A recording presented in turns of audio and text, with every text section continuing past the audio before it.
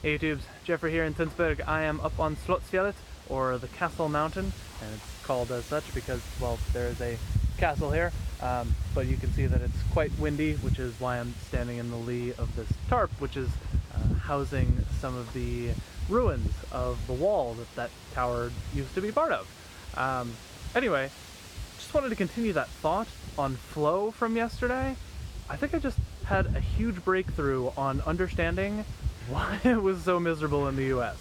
I mean, there were certainly personal factors about just being back in the US and the fact that I wasn't living abroad, which is something that I really like doing, but it had a lot to do with the fact that when I was at work, I was almost never in flow.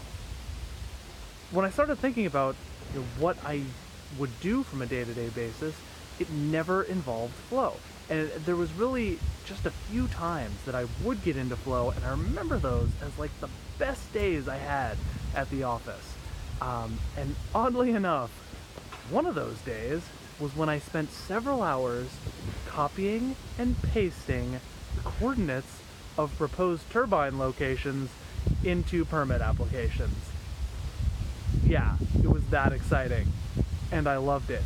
Why? Because I could focus on that for an extended period of time, and I knew what I was doing, but it was just challenging enough that I really had to focus on it, and I had to do a little problem solving to make sure that all the permits were filled in correctly and I had all the right information, and it was amazing, and it was one of the best tasks that I had.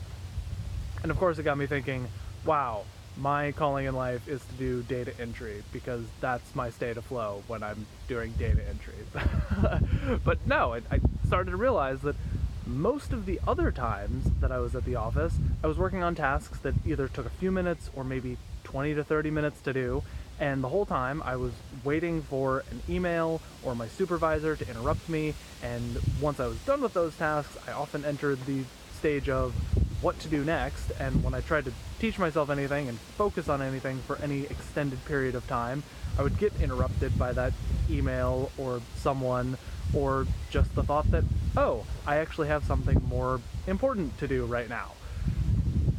So I never got into flow when I was at work. So I would spend 8-10 hours at the office and come home after task switching all day long and just be exhausted.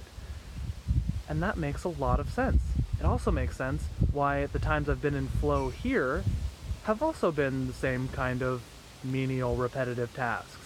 I've actually learned the word oskvetta, which means to be startled. And it's probably one of the most worthless words in the Norwegian language. But I know it because often in the first few weeks that I was here, I guess it's only the end of like week 3, but in the first couple weeks that I was here, my host dad would startle me. Why? Because I was so deeply in flow as I was engrossed in the task of stripping paint. I really enjoyed stripping paint. I would look forward to stripping paint. Not necessarily because I was into the stripping paint, but it also gave me a chance to think about other things and just focus on something else for a while and let my mind not exactly wander, but actually hold some other train of thought while I was working with my hands, and it was great. I was deep in flow.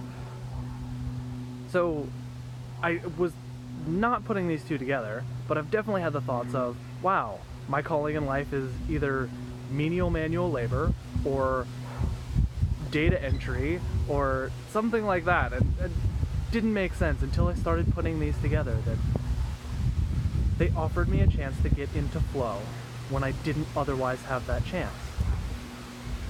And now it makes a lot of sense, because last year when I was here, I was in flow basically all morning, every morning. When I would get to work and I would work on my thesis, I would be dedicated to that for several hours at a time and be deeply in a flow state. And even on the weekends, when I would go work on something else, I would be able to get into the flow state.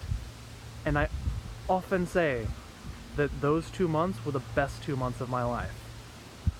I think it has a lot to do with the fact that I was in flow every single day.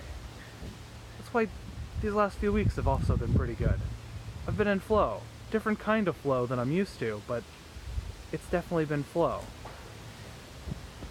I don't know how to wrap that up other than to say I think I just had a massive breakthrough in determining where to go with my life and in figuring out why most people are so miserable with their jobs, because they're not in flow. They're task switching constantly, and that is exhausting. If you get in flow, it's energizing. It's like a good run if you're into running or other exercise that you might be into. That it's tiring because you're expending energy, but at the same time, if you're a runner or a cyclist, you finish that run or a good hard ride, and do you feel exhausted? Well, kind of, but you really just feel amped up and energized. It's the same thing.